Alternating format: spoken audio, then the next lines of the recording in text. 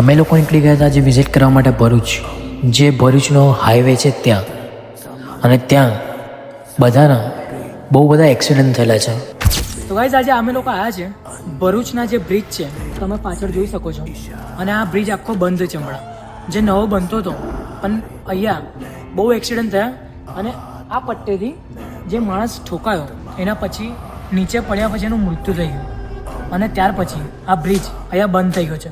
અને એક નહીં, એવા 100 જણાના એક્સિડન્ટ થયા છે. અને ત્યાર પછી જ આ બ્રિજ બંધ થયો છે. એકવાર તમે આ લોકેશન